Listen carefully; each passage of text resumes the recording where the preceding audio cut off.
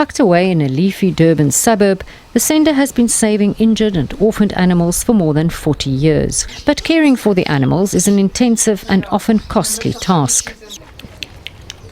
Zoe Dougal, one of the clinic sisters, needs to feed this 2-month-old bushbuck every 4 hours. And so too this baby blue duiker.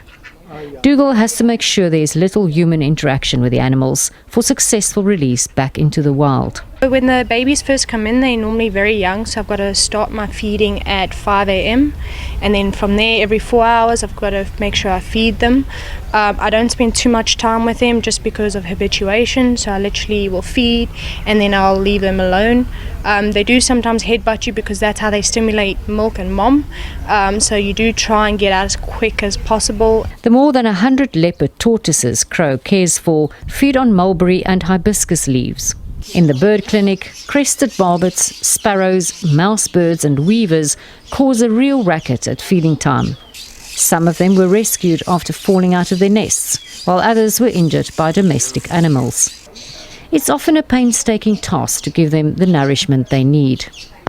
These young adult yellow-billed kites, one of whom healed after losing a tail, are almost ready to be released. They get to practice free flight in this large aviary built for their rehabilitation. The centre, which relies on donations, grants and public funding, has lost many international donor volunteers, a main source of funding.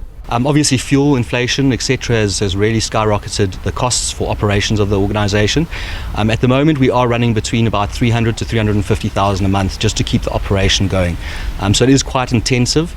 Vets bills, things like feed costs that go up. We do go through 2 bucky loads of fruit and vegetables every week alone. But then we also have other feed costs like our meat costs that we have to buy in every month for the carnivorous animals. We've got insects that we have to buy in for the insectivorous animals. Crow is hoping corporate sponsors and fundraising efforts planned will help fill the gap. It's also hoping to boost its international donor volunteer program. The next 10 months will be crucial to save the centre for it to continue saving the animals so dependent on them. Renee Heine, SABC News, Durban.